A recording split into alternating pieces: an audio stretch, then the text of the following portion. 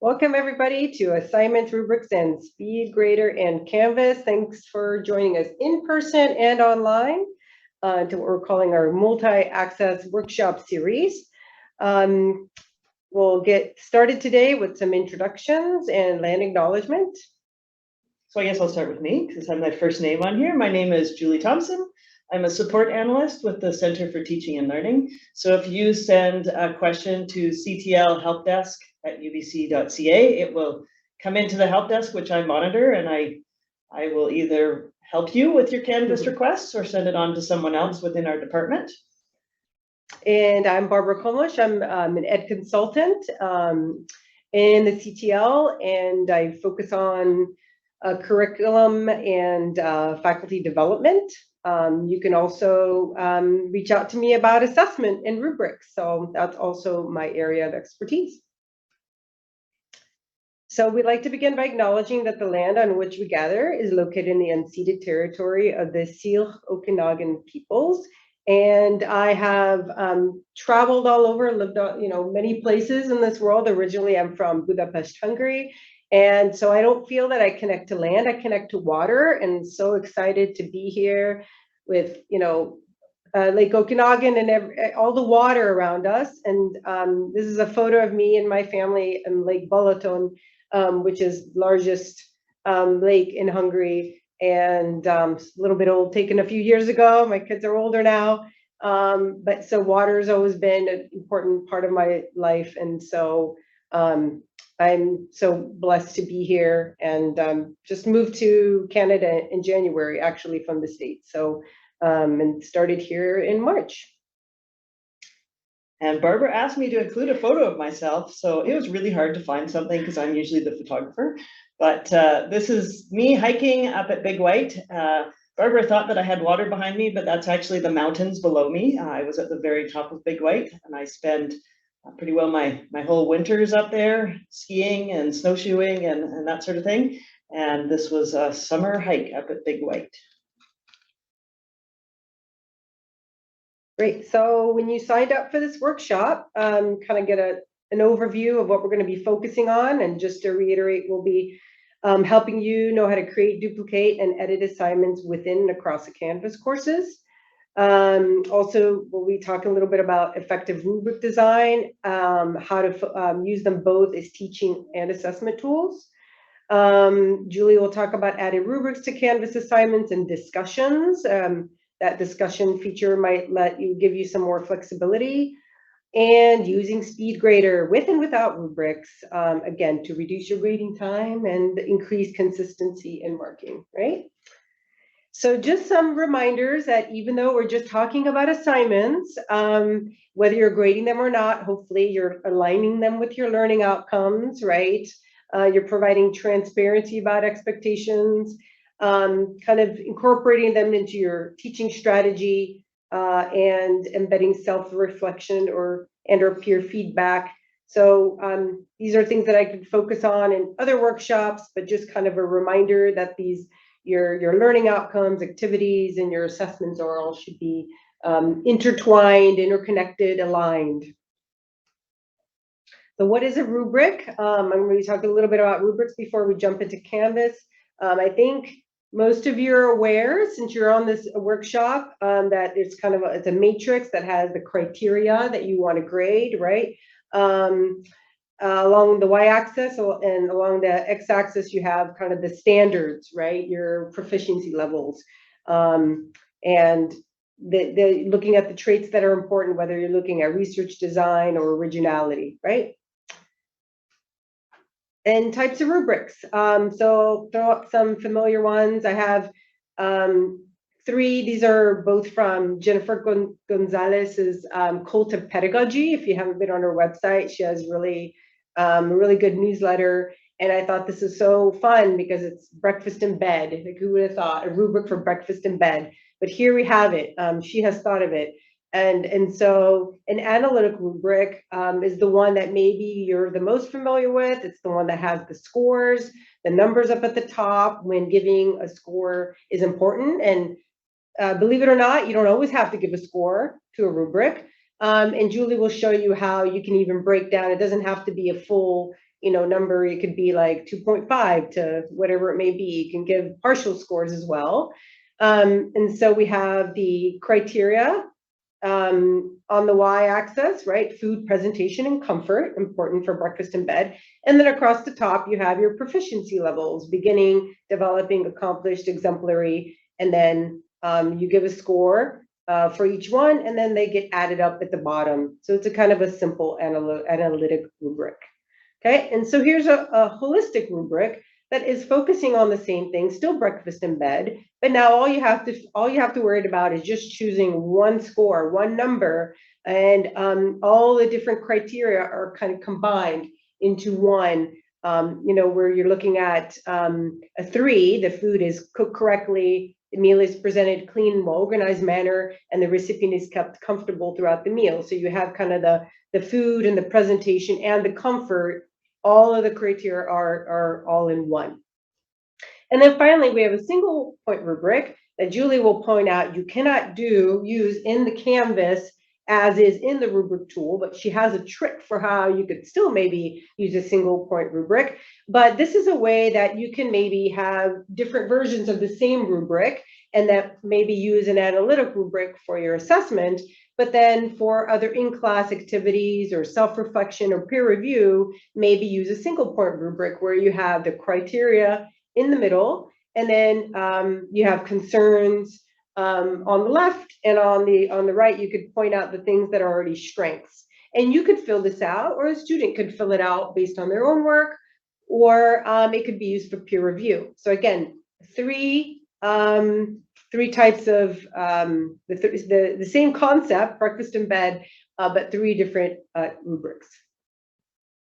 So here's some ideas for using rubrics, and my goal, just so you know, this is just one slide, but I like to develop a full rubric workshop. So if you really want to dive into like developing and how and why and all the different options, the construction behind it, not just using it in Canvas, then that will be the workshop for you.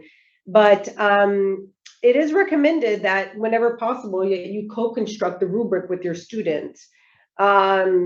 So, we think about quality, that anybody can recognize quality, and maybe you can, but there could be different interpretations of what quality is, even among, TAs, right? Or you may disagree on what should get an A or an A minus. So you can imagine that your students may also be confused as to, what exactly you're looking for. So to have discussions around your rubric will help them see what you're expecting and understand, right, of what they need to do.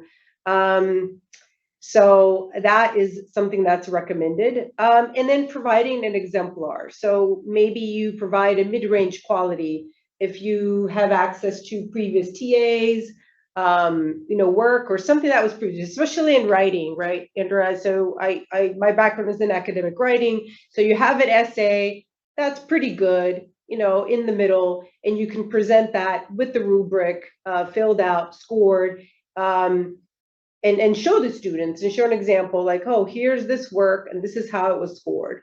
Or you could give them the rubric and give them that exemplar and have them try to use the rubric to give a score, and then you can have a discussion around it.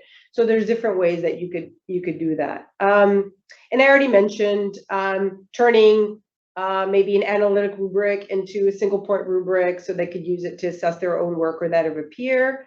And then you could say if you use this for peer evaluation or self-reflection, and then they make changes based on their work based on that, then you can give additional points to say, remember, many of these projects that you might be using a rubric for, perhaps, especially in academic writing, it's all about the process, and you want them to turn in multiple drafts. And so that will encourage them then that, oh, okay, I'm using the rubric and I'm being rewarded and given points for that. And so Julie will also show you how you can personalize feedback, even in Canvas. So it doesn't have to be the standard text that you write in for how you did at this proficiency level. That takes a lot of time to write that well, but you can also personalize the feedback for students. And then last but not least, there are things called hyper rubrics. And all that means is that if you give out a rubric for students to know what to expect, how they'll be graded, what to do on the assignment, that you put in hyperlinks to give examples and different resources within that rubric so that they have a really good idea of the expectations. So that is, in short, I have references and resources. If you want to talk rubrics, come find me. So we're going to jump into Canvas. I just have to change my share. Yep. Oh, where is it? Must be this one. Oh, no, it's not that one. You downloaded it up on the web. No, I need to go over to my Canvas, but I need to find the correct Canvas, and I think I'm in somebody else's course, so I'm going to stop share for a moment because I was helping someone with a course earlier today, and I think I have their course up on the screen. Julie has lots and lots of Canvas courses, so I'll just start sharing again. Yeah, I was in a support session this morning, so there we go. If you are, we forgot to ask if you're logged into Canvas, feel free if you want to log into your own Canvas account and be looking at your own course and following along and try to do the things that Julie does. And if something doesn't appear for you that appears on the screen, you can raise your hand and say, oh, I'm not seeing that. So. All right, so I am starting just on the assignments page in Canvas. I've actually set my home page in this course to be assignments, but you can get to it by clicking on assignments on the left-hand side. And when you first start in your course, you will have just this one box here that says assignments on it with nothing in it. Now, the things that show on the assignment page are anything that is graded. So that would include an assignment, a graded discussion, a graded quiz, or a graded survey. You create assignments on this page. You create quizzes on the quiz page. You create discussions on the discussions page. But when you select them to be graded, they'll actually appear on this page as well. And you'll decide what assignment group they're going to go into when you're creating them. But we're not going to talk about assignment groups in this workshop. We're just talking about assignments. So I'm going to create an assignment by using this plus assignment up at the top here. And we start by the assignment name. Now, I'm going to assume that all of you have created assignments in Canvas before. Is that correct? Yes, no, you've not. No, okay. No. All right, so we're starting from the very beginning. Great. So when you create assignment, this is the place that's the assignment name that the students are going to see. So assignment test in workshop. So that's the title of the assignment. That's also what will show up in the student's calendar when you add a due date to it. So you do want your assignment to be descriptive. And then we have what's called the rich content editor. And this rich content editor is throughout Canvas. You'll find it for pages, discussions, quizzes, assignments, and so on. And it's, I guess, a very simplified version of what you would see in Microsoft Word. You can choose your font size, whether you're using having a paragraph style or a heading style, all the different types of font decorations like bold, italic, underline. You can choose your colors. You can add links to other places within your course. So you might say, refer to reading here, and then insert a course link that links back to a page. I don't have any pages in this course, so that's not helpful, but that is a link that you could add in there. You can add images, you can add media, documents. That would be a link to a document that you've uploaded. You can add math symbols or icons and math it in here. So this one's an icon maker. The 3 dots is if you don't have a screen that's wide enough, it'll show you more options over here. So you can make your text centered or left or right aligned. You can use bullets. You can indent your first line. Can clear your formatting. You can add tables in here. So if you did not want to use your rubric for grading and you wanted to use maybe the holistic rubric just as an example, you could paste it right in here. And this is if you are a math person. You can add equations right into your rich content editor. So this rich content editor is everywhere, and you can put any information that you'd like in here. So the next part of creating an assignment is entering in how many points the assignment will be worth. In Canvas, everything is based on points. It's not based on letter grades, it's not based on percentages, it's points. So if you can make your assignment out of 10 points, 100 points, 25 points, whatever you want to make it out of, but you do need to specify how many points it's out of. And this next section here is the assignment group. Now I have several assignment groups on my assignment page.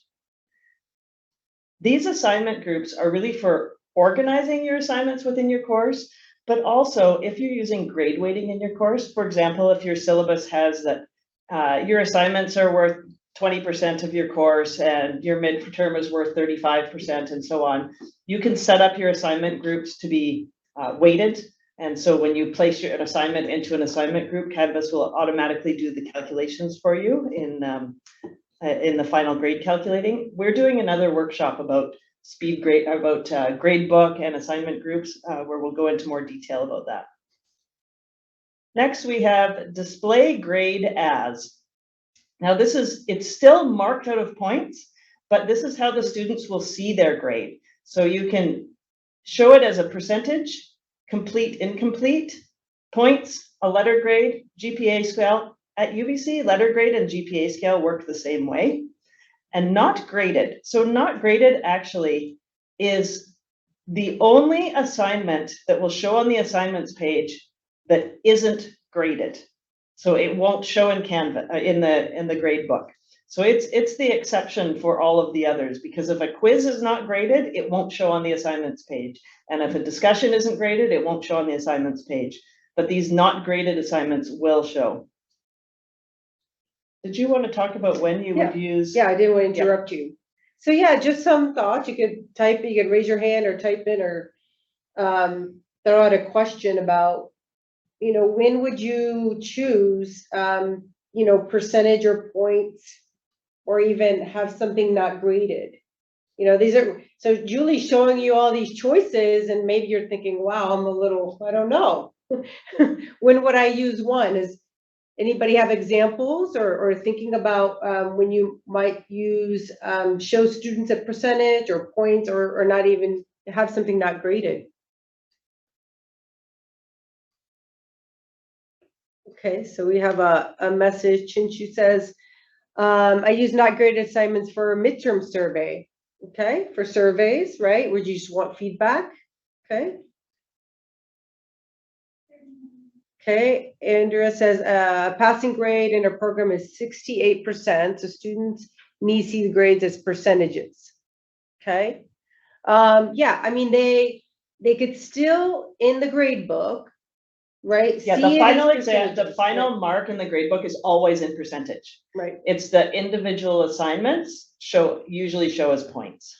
Right. So I don't know, maybe it's students' perception. Right, if they have that injury in their mind, like 68%, and what if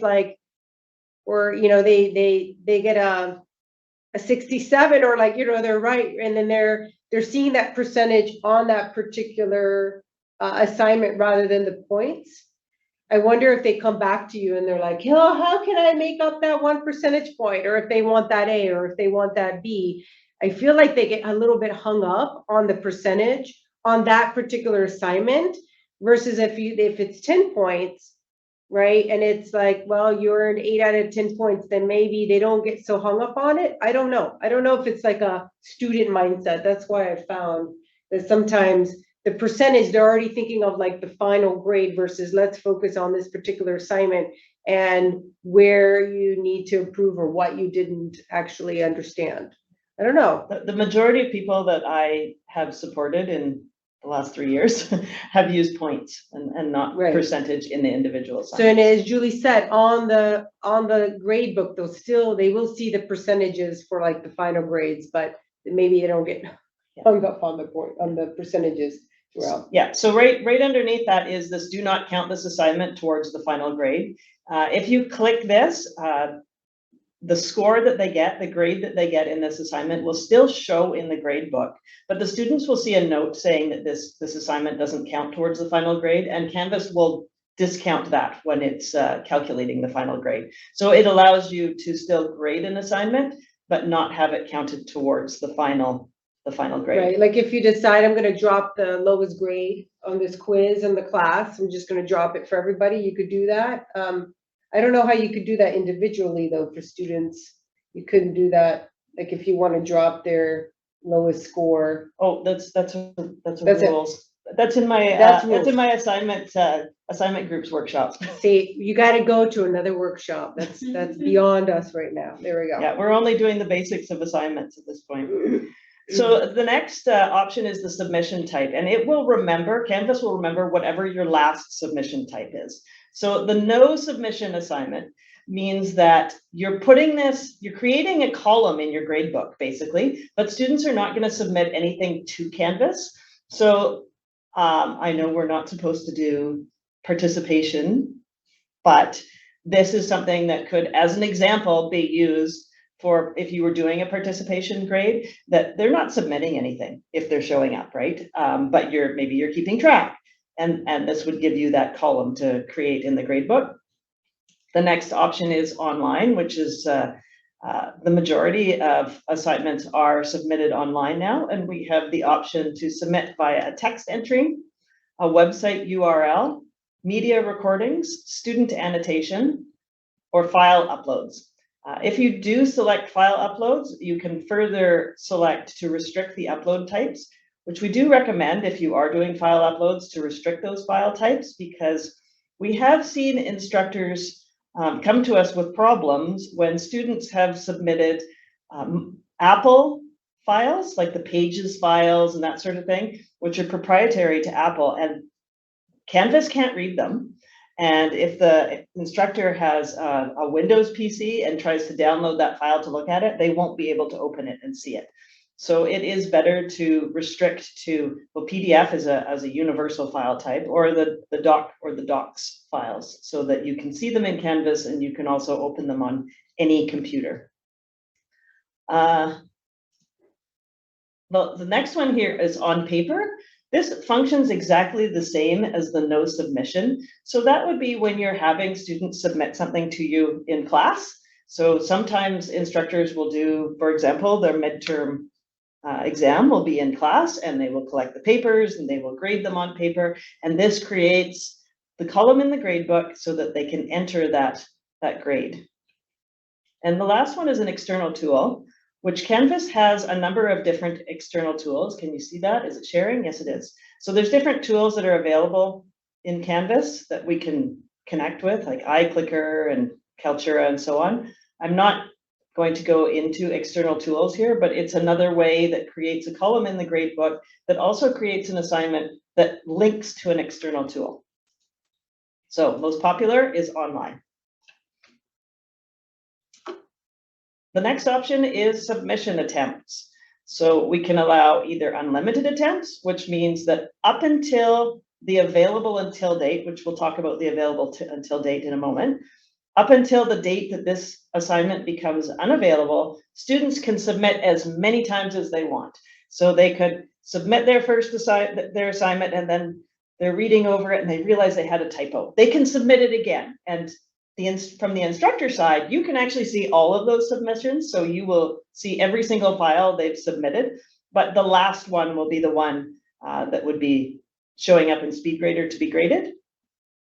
And then we have the limited number of attempts, and that one you can set how many attempts you would like. Barbara, did you want to talk about unlimited versus limited? Yeah, well, I wanted to ask. I don't want to tell.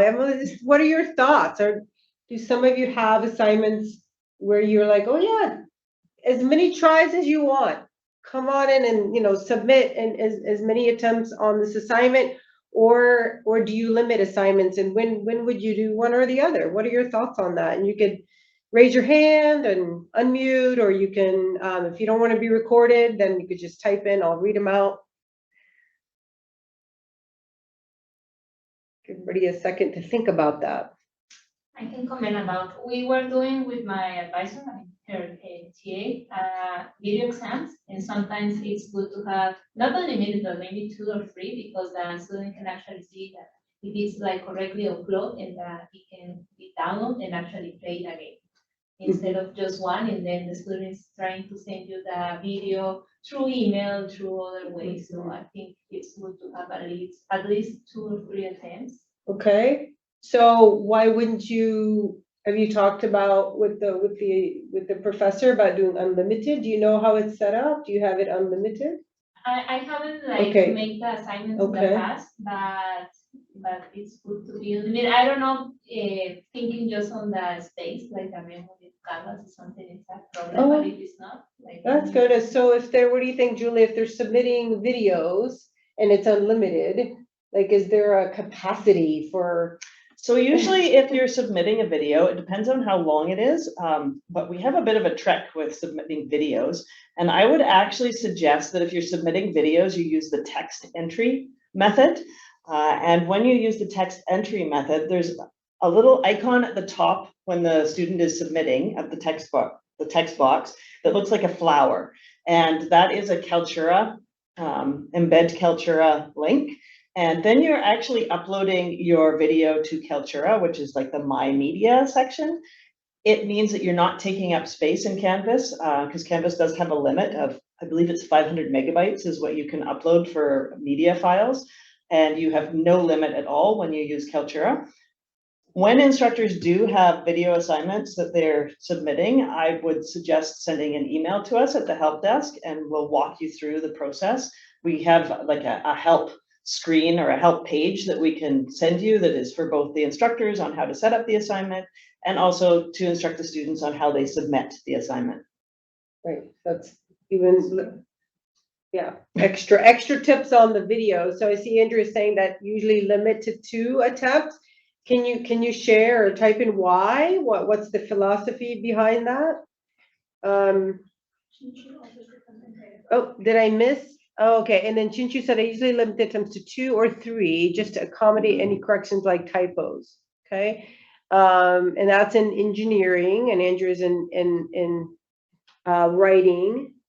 So yeah, I mean, I guess it comes down to kind of the philosophy behind the assignment. And Andrea said sometimes it's a matter of the limited time from a lecture perspective. Exactly. If we're grading all those assignments, and you can also deal with that. And Julie can show you that it's the time limit that you say, when does this assignment actually close, as opposed to the limit of the submissions. So if a student is, if you're giving them a week to do an assignment, and they know that's their limit, but maybe they come to class, or they talk to somebody, or they get some help on their assignment, they realize, oh wow, I can really improve it, then you're not limiting them to go back and improving and adding and changing. If they made a realization that, oh my gosh, I didn't even talk about that or write about that, whatever it is, then they can still make those changes. And then you can, you have that prerogative. Well, I'm only going to grade the very last one, right? So it really doesn't matter how many submissions they have. Because again, if you're doing writing and drafts, then that's not one assignment. Your first draft is one assignment, and your second draft is another assignment. And so you could put time limits on there, but then still let them, within that time frame, spend as much time as they want on that assignment. I think it's good to let them know that it's not just done and I can forget about it, but that's not how we work and learn, right? Like at my work, I'm always down to the last minute working on my PowerPoint, right? So when my time is up, my time is up. But Okay, then your time's up. I'm gonna move on. She's working. She's moving on. See, I've got a lot of things to cover. So yes. All right. So the next thing is a group assignment. Now, so the group assignment, when you select this, the one thing to know about group assignments, I do actually also have a group workshop that will be coming up at the end of August. But the one thing to know about group assignments is that when one person in the group submits the assignment, it submits it for everyone. So we have a group with demo groups here. So that means that this assignment would be assigned to the groups, and the groups have a number of individual students in them. But as soon as one person in one group submits, that submits for everybody in their group. So you do have another option in here, which is by default, when you grade that one submission that was for the whole group, every student in that group gets the same grade. So you mark that assignment, and if there's 5 people in that group, all 5 people will get the same grade. But you can click this assign grades to each student individually. And then in that case, when you grade the assignment, you do actually need to go into each student and give each student their own grade. So I'm not doing a group assignment in my test here. The next option is about peer reviews, which I have it on here because that's probably the last thing I did.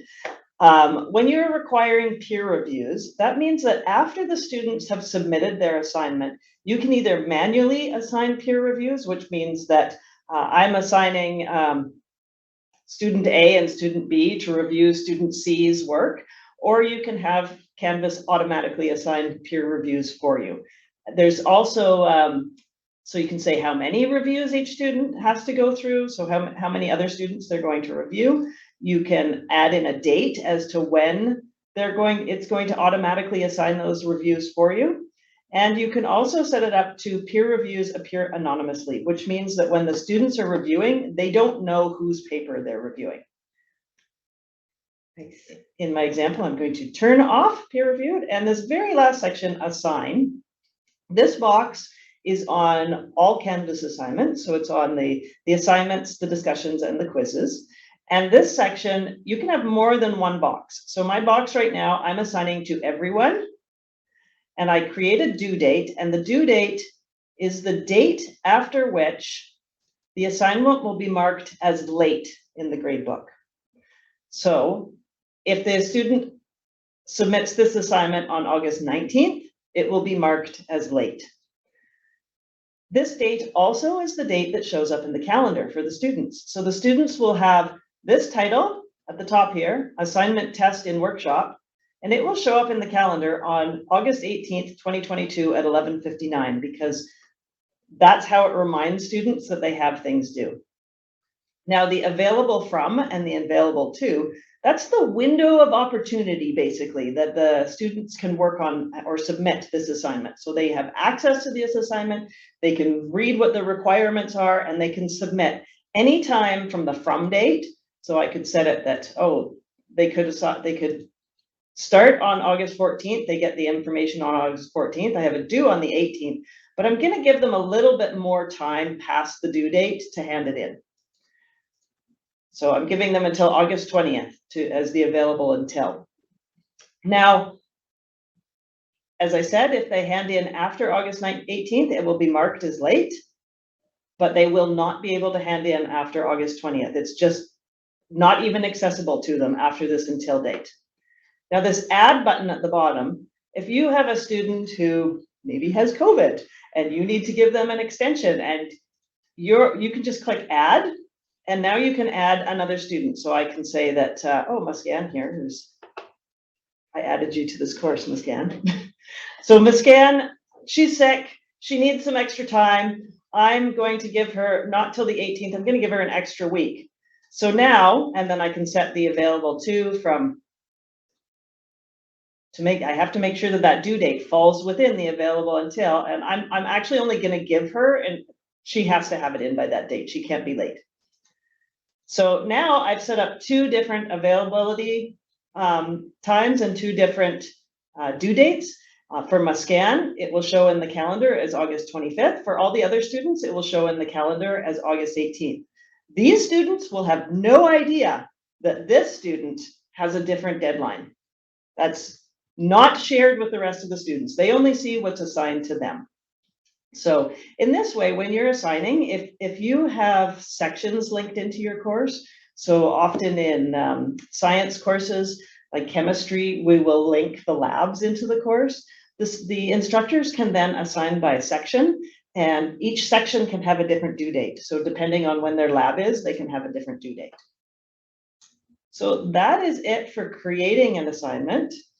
Does anybody have any questions about creating an assignment? I'm going to save and publish this one.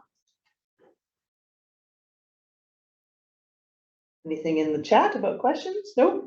Don't see any. Okay. Go to rubrics. So I'm going to go to rubrics now. So I've created this assignment. And you notice when I was creating the assignment, there was nowhere for me to add a rubric. The rubric does not show up. The option to add a rubric does not show up until after you've created the assignment.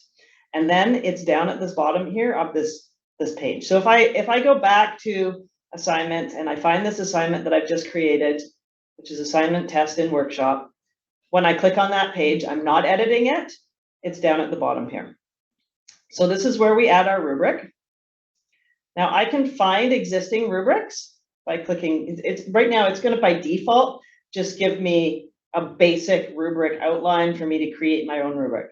But if I have rubrics that I've already created in other courses that I'm an instructor in, so I have all my different courses on the left here, my sandbox, my modules, workshop, and so on. Then I can look and see, oh, in my assignments workshop, I've got all these different rubrics that I can choose from. I can choose one and I can select to use this rubric somewhere at the top. Maybe it's too big. And there's a lot of, there we go, use this rubric. It's a little tricky with Canvas to find these things because look at how many scroll bars I have over here. I have to scroll down in all of them to find that. So I'm not actually going to use that rubric. Oh, actually I was going to say example, simple research paper rubric. So I am using this rubric. This rubric has already been used in another assignment that students have already submitted to. We have a question about if it's possible to upload a file from your computer. No, it is not possible. It's not possible to upload a rubric. You have to create them in Canvas. So if I want to edit this, I get a message that says I can't edit this rubric. And the reason I can't edit the rubric is because it's already being used in another assignment. So if I edit this rubric, I would be editing the rubric for the other assignment as well. And students have already submitted to that other assignment. I can't change a rubric that students have already submitted to, but it's okay. I can continue. And now I can edit it. And it's just giving it it's creating a new rubric for me. It's just using the one that I already had as the baseline. So then I had in here that I can create, if I wanted to create a new rubric, I can do right from the beginning as I can delete each of these criteria.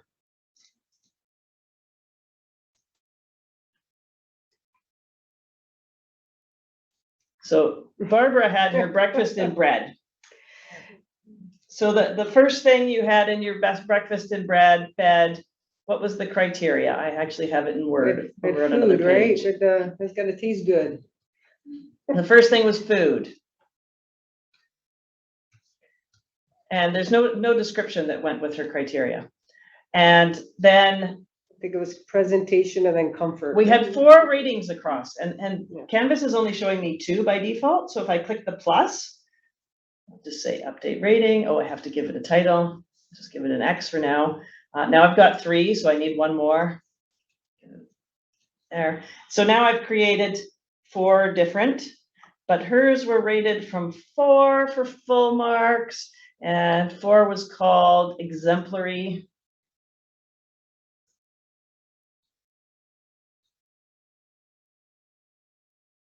And her rating description was, now those of you who are online can't see me going back and forth between Word. But you know, when I work with instructors, I will do one-on-one Zoom sessions with instructors to go through and create rubrics.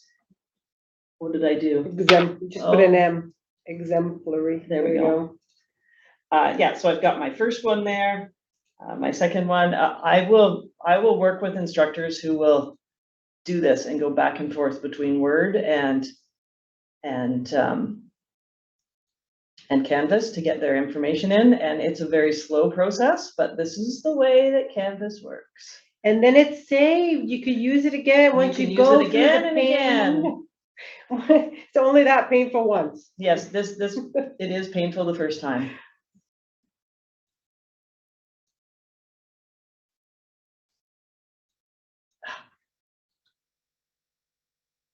And I've got one more, which is, oh, you did not have 0 at the bottom. You had a 1 at the bottom. And will it let me do that? Let's see. There we go. So Canvas knows that the total number of points that you could possibly get are a 4, and then I've got each of the different ratings here. So now if I wanted to add another criteria, I can actually duplicate that food criteria.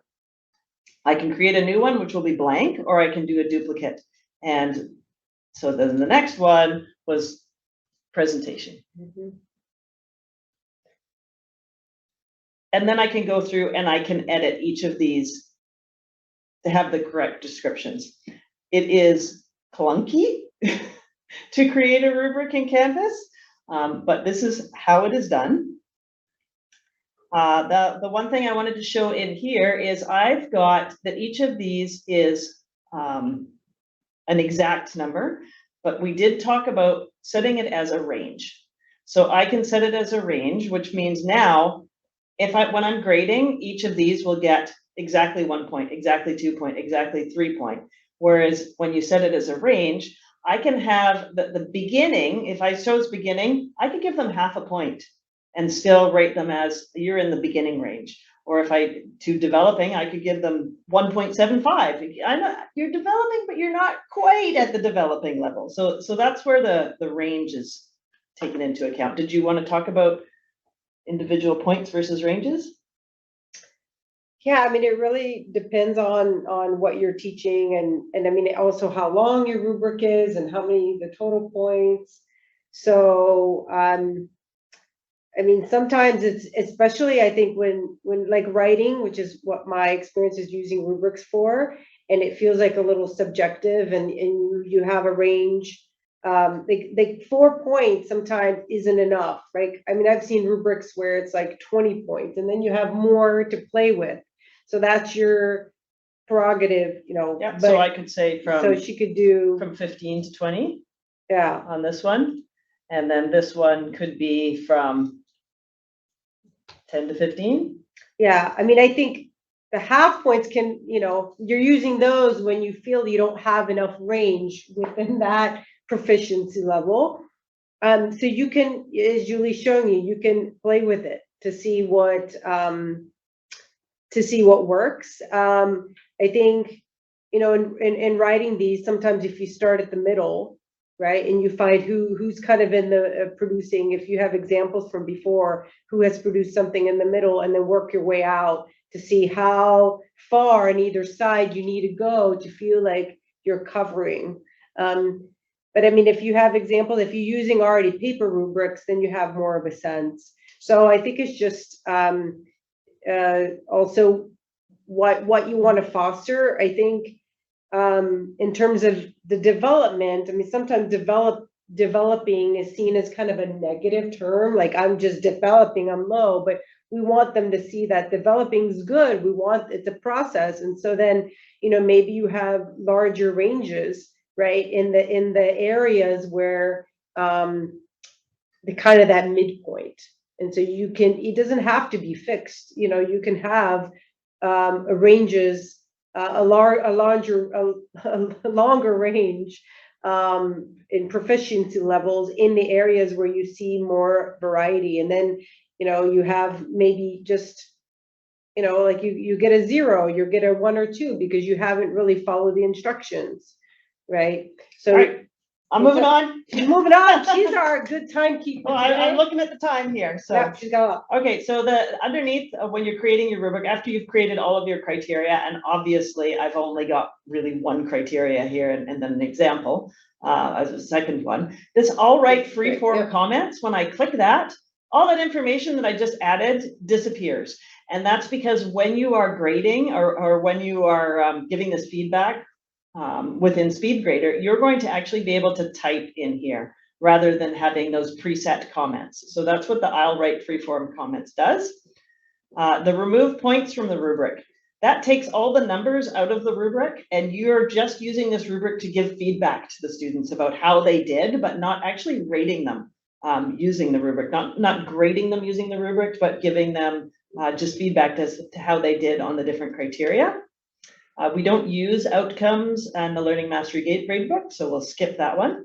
They use this rubric for assignment grading. That one is really handy because within Gradebook, if you click this button here, then within within the Speedgrader, when you're grading, you can just click, click, click, and that speeds up your grading so much rather than having to figure out, okay, how did this student do on this aspect and this aspect, and then adding it all up yourself.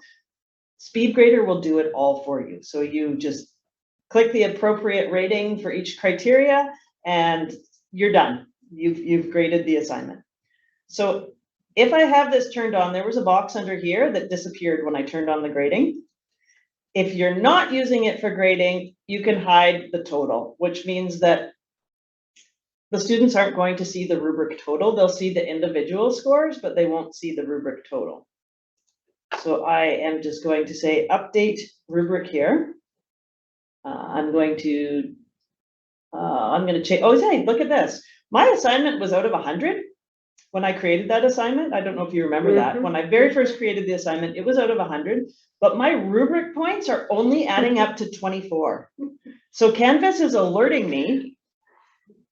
Should I leave this assignment as a total of 100 with the rubric as a total of 24? That means that the maximum the students can get is 24% on this assignment. Or should I change them? So I'm going to change, which means that I need to change it. When I click change, it automatically changed my assignment to be out of 24 now instead of out of 100. So good for you, Canvas. So the next thing I want to show you is, did anybody have any questions about creating rubrics? No. I just had one question. So Yeah. there is this find outcome. There is another Oh, yes. button right there. So what is that button at the bottom that says next to the post outcomes criteria? of Learning Mastery Gradebook? No, I actually don't know anyone at UBC who uses the Learning Mastery Gradebook. Okay. And what about that blue button on the top, find outcome? Is it like once we next to the add criteria? Find button? outcome. Yeah, we don't use the outcomes either. I've not explored it because I've never had a question about it. Yeah. All right. So I did mention that on the assignments page, anything like graded discussions will show up in here. So here's this little icon here on the left. So this little icon here that looks like a page with a pencil, that's just a regular assignment. And this little icon that looks like two speech bubbles, that's a discussion. So if I was creating a discussion assignment, it will only show up on this page. I'll just create a sample. I can't type. And again, we have the rich content editor. And if I say it's going to be graded, and now we have the same thing where I can enter the number of points. I have the same options that I can do a group discussion. I can do peer reviews, all that sort of thing. But I'm going to say save for this one that I just created. Now, remember when we were in assignments, as soon as I saved it, there was a little button at the bottom that said add a rubric. It's not here with the graded discussion.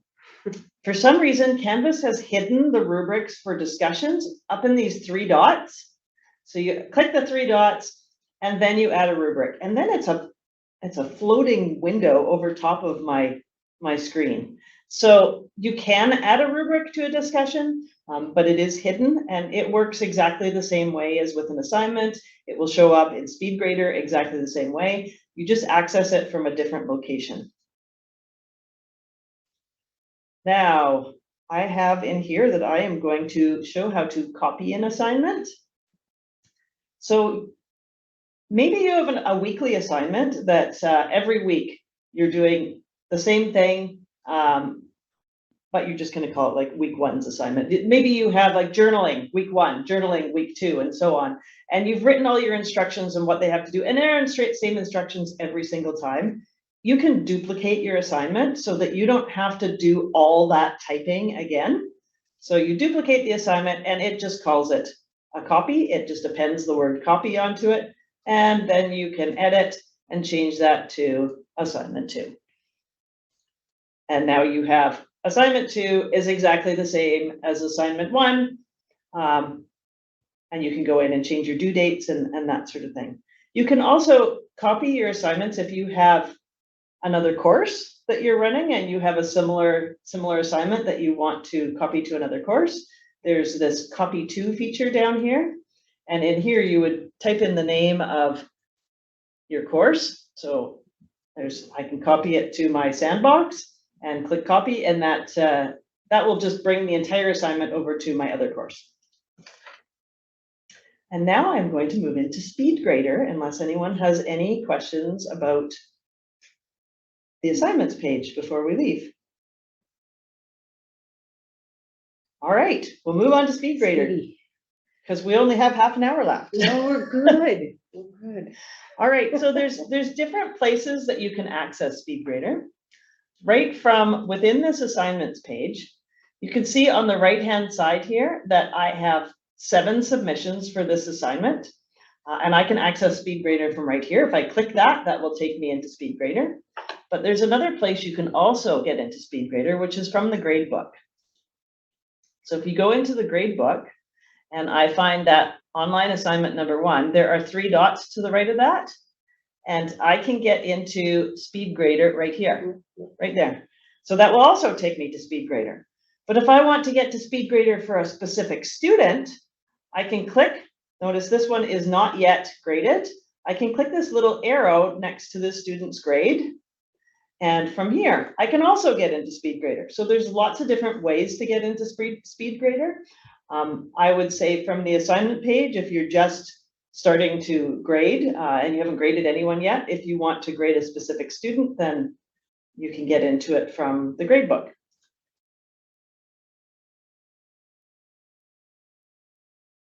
So I'm in assignment 1, and I'm going to just do an overview of what we see in Speedgrader. So, but before I do that, I remember that one of you said that you have a lot of instructors that are sharing a shell in Canvas. Now, Speedgrader is designed to be used by only one instructor role to grade at a time. So even if you are one instructor and you have 5 TAs that work for you or work with you,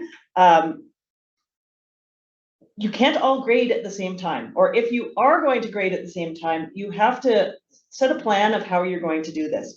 Because what happens when you load Speedgrader is right now, so this is in a browser window, and right now when I loaded Speedgrader, it actually loaded all of the submissions for all of the students at once. Even though I only see one of them, it's loaded all of them. So what will happen is if I'm grading and a TA or another instructor is grading at the same time, and then I go to the next student, I'm going to see how it was when I loaded it. I'm not going to see what the other instructor has done because Speedgrader does not update once you've loaded it. So it's not like continually updating what other people are doing. So if you have a large class and you're going to be sharing your grading, maybe one of you wants to start at the top of the list and another wants to start at the bottom of the list, or even select which students I am going to be grading. We also have an ability to filter the gradebook by student group, which I'll show you after, which is another way. You could set up groups and say, I'm going to grade group number 1, you grade group number 2. We'll filter the gradebook to make sure that we're not overlapping with each other. So we'll start with just an overview of what we have across the top of the screen here. So the top of the screen, we have this little box here. This actually takes us back to the gradebook, so it'll take us back to the grid.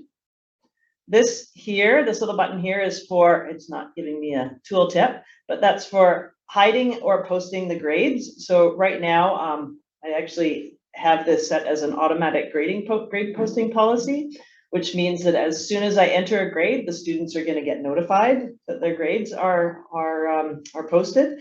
I can click hide grades, which will hide any grades that have already been posted. But we do recommend that from your gradebook, you set a manual grade posting policy, which means that you can grade freely within Speedgrader without notifying your students that you're doing that, and then release your grades all at once when you're ready. This gear gives you some options. And so in these options, on the right-hand side, my Speedgrader is actually organized alphabetically by student. So I'm just going to see the students in alphabetical order, which it says right here, alphabetical order. I do have some choices in here. I can set it up by the date that they submitted the assignment. So I can submit the assignments that were, or grade the assignments that were submitted first, or by submission status. So that would be Canvas is looking to see what needs to be graded, what has not been graded yet, and so on, so that it will organize the information, organize the submissions.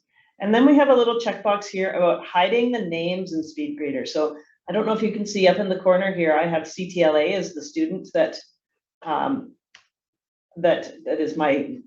have a submission for. When I click hide names in Speedgrader and say save, now it's reloaded and now it just says student 1. So there's no identifying information in here as to whose submission I'm grading. It's just student 1. And Barbara, you wanted to talk about when you would use this. Oh, sorry, I was reading Indra's comment about setting the grade release rules, like you talked about. I think you have to, are you going to do that? That's actually in my gradebook workshop. It's a gradebook workshop. I can show that at the end if we have time. Yeah. Okay, and then you wanted me to, I got distracted. Sorry, this is about when you set it as anonymous, and so that you don't see the students' names when you're grading them. Right, so think about, when you might, with some thoughts on when you would not want to see the grades, when you would not want to see the names of the students that you're grading. What thoughts do you have on that? I mean, maybe if you have a large class, you're not, you don't know them, but even then you'd still see the names. So any thoughts on when you want to make it anonymous when you're grading, especially going through Speedgrader? For me, if a student was like asking me any question about the assignment, it's a way for me to not be biased, because I help that student and I know that student is going to submit what he was asking me, so to avoid bias. Okay, so that's a great point, to avoid bias. Because we have our biases against, this is the student that always does well on my assignments. Right? So you're already going to be maybe biased toward giving more points or being more lenient. Vice versa, goes in both directions. So there's different ways to avoid bias in grading by doing anonymously, and Julie can also show you about, you can randomize the order. So if if you're in alphabetical order and your students, you only have like 20 and their last names, and you'll know, even if you do put them anonymous, you still might know who they are, but you can mix it up so you don't really know who you're that would be if you have them sorted by the date they submitted or by submission status. So if I click by, I don't know, the date that they submitted and save settings, then it's still, I can't tell what student is what. I just know that we've got student 1 through student 7 who've submitted, but I don't know what one is what student. But I'm going to go back to student name because I know what I've done here. You know all your students. Yes, I know all my students. I'm very familiar with all these CTL students.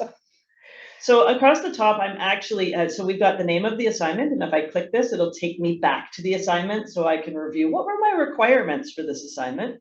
I've got the due date, which I have no due date, and then what course I'm working in right now. And that's helpful if you have a lot of courses that you can, this is, I'm marking for my Math 100 course, not for my Math 200 course or whatever. Across the top here, I'm actually missing one value, and that's because I haven't graded anything yet. So I will give this student 90% on this and move away. 90 points, yeah. Yeah, okay, and it is hidden because I must have a manual grade posting policy. And now all of a sudden a new number has come up here.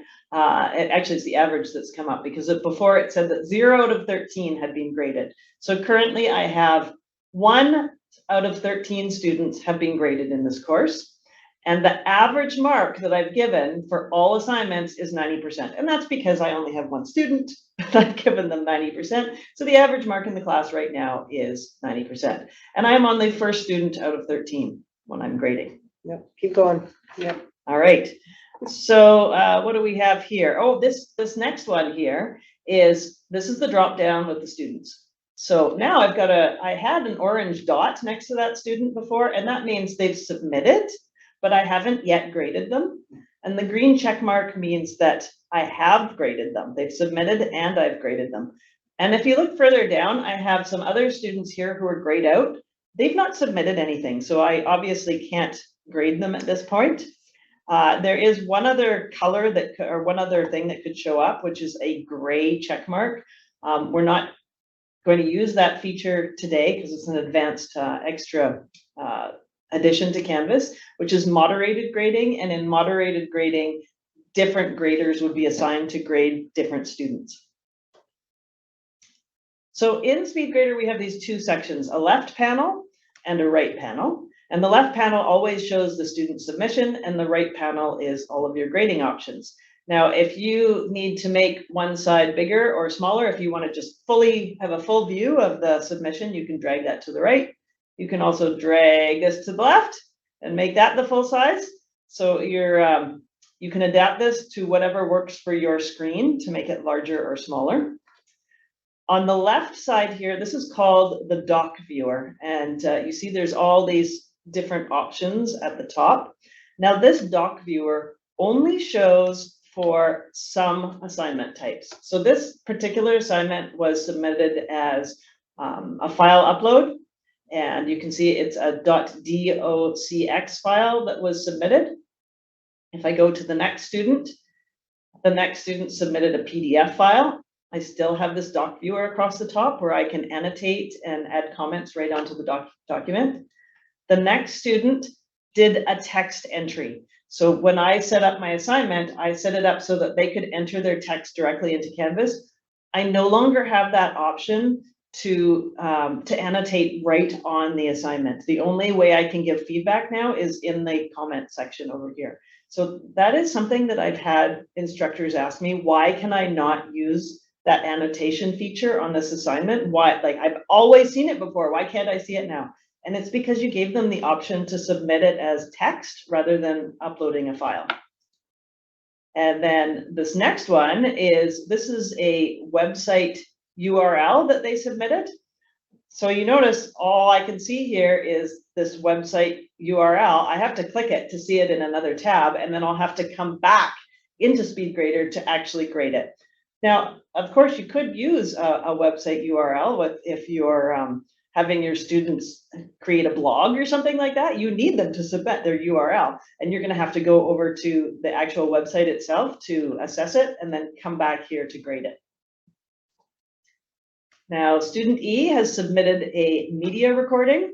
I can click the button and watch the media recording. It's really small, but, oh, that's because this one was an audio file. And I'm not going to play it for you. It's quite boring.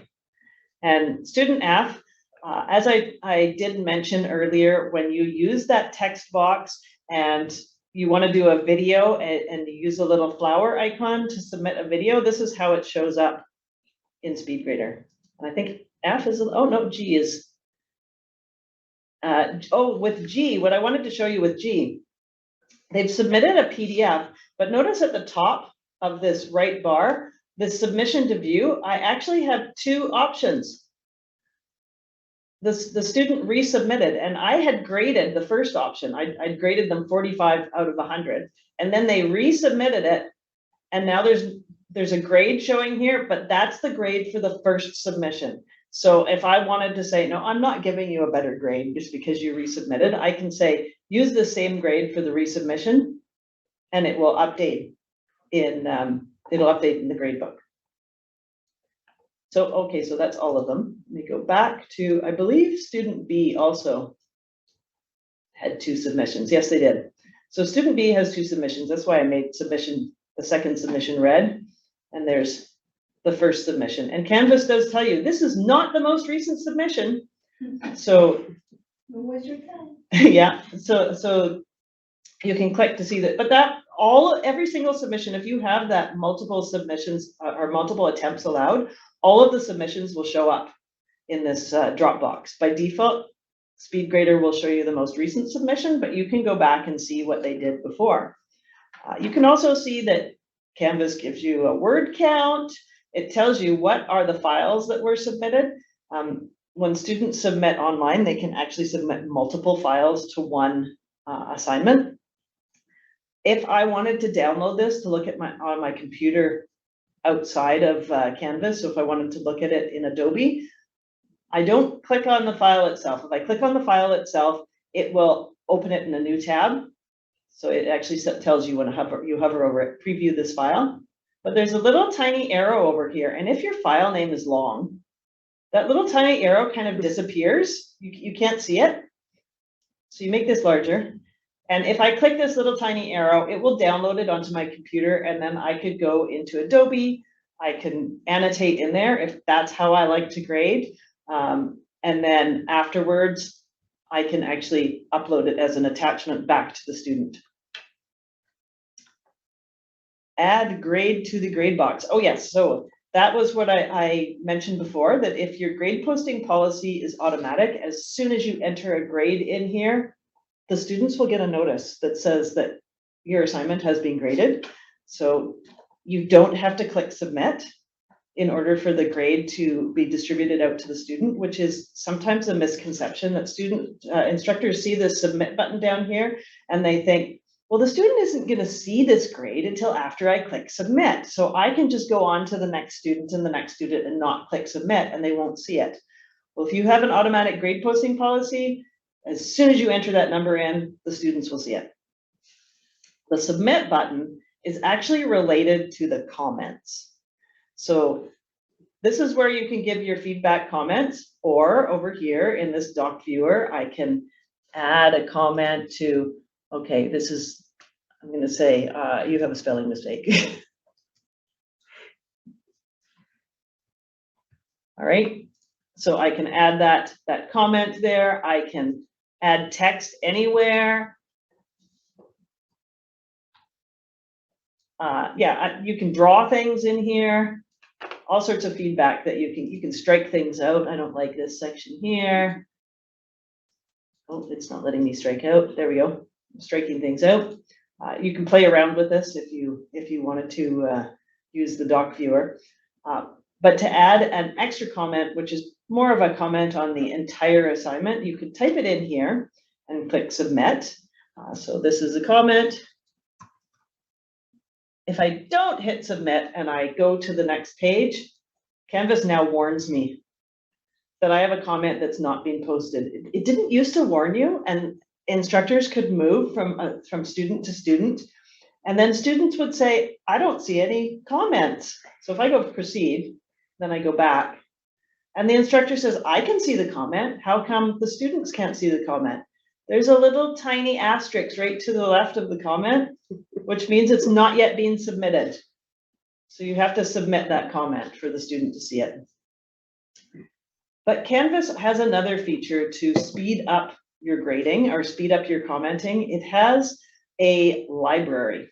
So this little library here, you can add to the library. So you can write a comment that you're going to use over and over and over again, and add it to your library. And then, you know, like I can just click nice length, great punctuation, whatever. I can click whatever comment I would like to send to the student. So yes, the library function definitely speeds up your comments. There's also this option that, you know, it'll show your suggestions if you start to type rather than just looking it up that way. Again, you do have to click submit for it to be seen. And underneath here, you can add a file attachment. So if you downloaded their assignment as a file and you did all of your commenting in Adobe rather than in Speedgrader, you can add that as an attachment, choose file, it'll add it back into these comments for the student. You can add a media comment, which a media comment is I can record myself on video. I'm not going to do it right now, but I can record myself on video or just an audio comment. We met with, a couple of us met with an instructor last week who said that that's how he leaves all his comments, his audio comments. And then this last one, speech recognition, this is only available within Google Chrome, not in any other browser. And we do recommend Google Chrome for Canvas.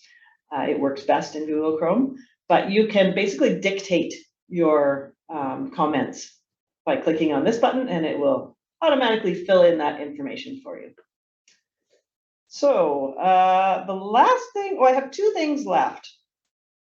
I wanted to show you rubrics, grading with rubrics in Canvas. So this is this rubric here. This is in another assignment where I've got a rubric assigned. And this was the simple analytic rubric where I've got grading set up, and I can just click and it automatically puts that 20 over here, click, click, click. Beautiful. And I've got 77 out of 100 saved. It's added that grade for me. So super fast to grade with a rubric in here. That's one type of rubric. I've got another type of rubric in this one. This is the one where you would add your own comments. So we showed that when we showed how to create the rubrics. So, and look at, you can save your comment for reuse. So you can use that comment again for other students.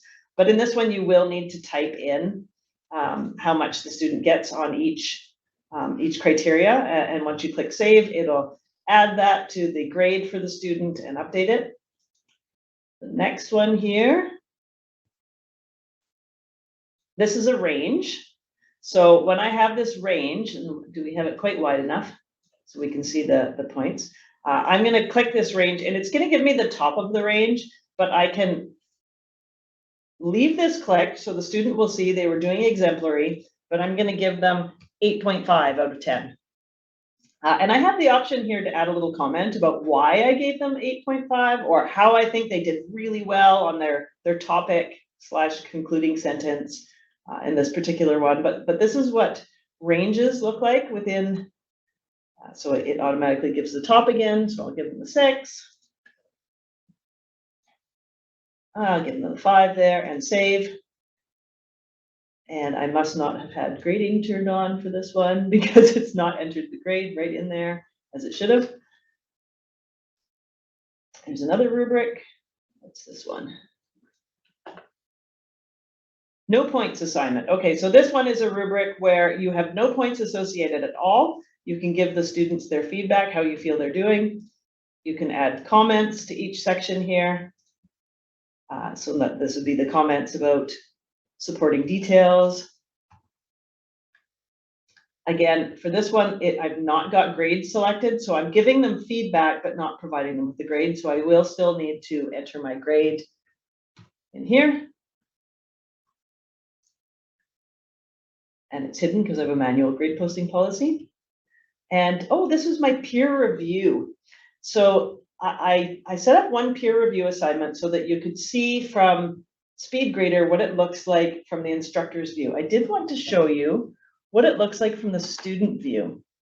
So if I can share, I'll do a new share of my student view.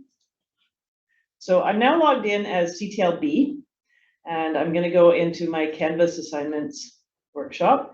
And I have a peer review assignment that I've been assigned to review 2 other students' work. So as a student, what I see, this new attempt is because I was allowed multiple attempts to submit my assignment. I've already submitted my assignment. But these are the peer reviews that I have been assigned. So I don't know what student I'm reviewing, but I can click and see their assignment.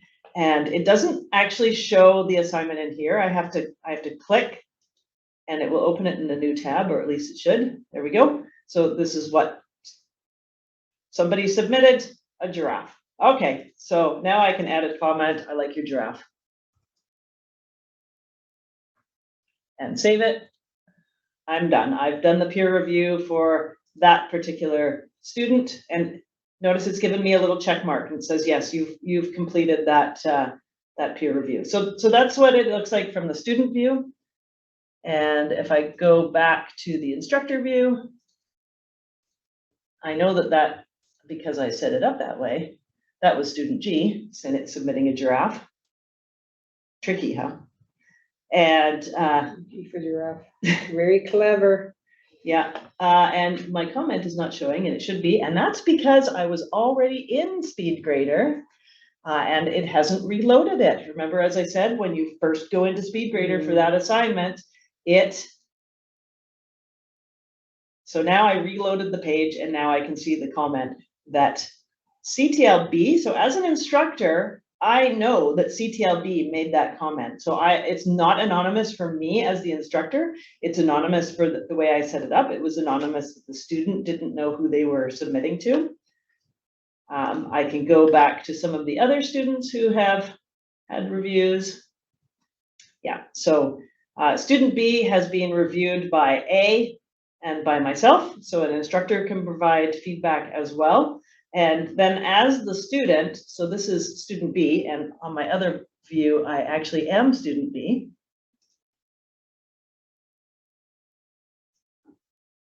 I can go into my grades and I can see that peer review assignment. If I can find it. There's the peer review assignment. Oh, I have not released the grades, so I can see, oh, there we go. So I can see that somebody has commented. I don't know who commented on me, but they gave me a comment on my assignment. So. Did anybody have questions about peer review assignments?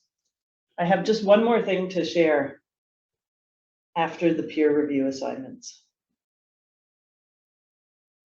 Nope. Oh, I did not show the group assignment. So this is the group assignment.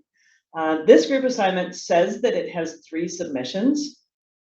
But when I go into Speedgrader, you'll actually see that, so Muscan, you're not in a group, so you're separate. You'll actually see I only have 1 submission, and that's group 4 has submitted. So when I grade this, when I grade group 4, it will automatically give the same grade to everybody in group 4. Okay, so the last thing I wanted to show was if you have a very large class. So I don't have a very large class here, but if I did have a very large class, I can go into settings and I can scroll down to this large course setting, launch Speedgrader filtered by student group. So click that. And always remember to update course details or it won't save. It won't save your changes unless you tell it to save your changes. And in my people section, I've created these demo groups, and each group has either 2 or 3 students in it. So when I go into the gradebook now, I can filter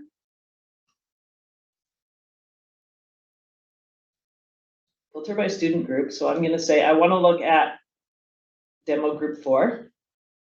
And now I've filtered in here by group. So it's always possible to filter by your gradebook by student group. But now when I go into the Speedgrader, I only have 3 students that I need to grade. I'm not going to see the entire class. So there are some classes that have 500 students. And if you organize those students into groups, you can facilitate grading for your TAs or for yourself, that TA1 is going to grade all of the students in group 1, and then you're not going to be overlapping with each other when you filter your Speedgrader by student group. So it's a super handy feature that I don't think very many people are aware of. And that was the last thing I had, and we are at the end of our time. But you wanted to show, we have a couple more minutes. She wanted to show how to do the manual grade posting manual policy. grade posting policy. Yeah, so I'm also covering this in when we do gradebook, which is later this week, might even be tomorrow. I don't remember what we're doing each day. When you go into your gradebook, there's a little gear icon at the top. If you click that gear icon and choose grade posting policy, I've set it for this course, but Canvas automatically sets an automatic posting grade policy, automatically posting grades. And what that means is as soon as a grade is entered into Speedgrader, the students will be notified about it. And I mean, depending on what their notification settings are, but the students will be able to see that grade immediately. If you switch it to a manual grade posting policy and apply the settings, which I've already applied them, you can tell that I have a manual grade posting policy because in the gradebook, everything has the word manual after it. Now, maybe you have a quiz that's like a little self-test, and you need the students to be able to see their grades immediately. In that case, you can change the grade posting policy for an individual assignment, and it's the same vice versa. If you wanted to have an automatic posting policy and only have some assignments that were manual, you can go to grade posting policy in here and switch it for just the one assignment. So if I switch this to an automatic grade posting policy, my manual goes away. So I prefer the manual grade posting policy for everything. So one click, it's only one click. Yeah. Chinchu is asking about how to create the groups. How to create the groups. We also have a workshop on that.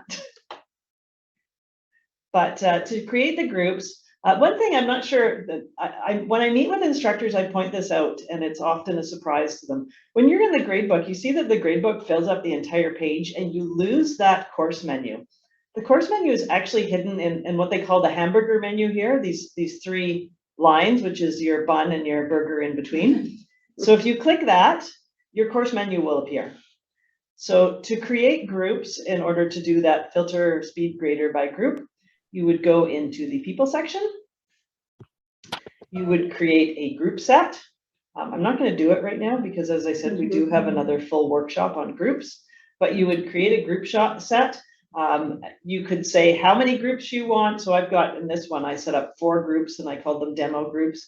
You can have it automatically assign students to the various groups, or you can manually assign them if you know what particular students each TA would be grading, or however you want to do it that way. So, and look at, see, Muscan is not in a group because I only added her at the last minute to this course. Special. Thank Great. you. Great. So there's going to be more workshops, more in depth, jumping into gradebook. If you really want to know that, because you're going to be dealing with the gradebook, then invite you to attend that workshop. You could still sign up.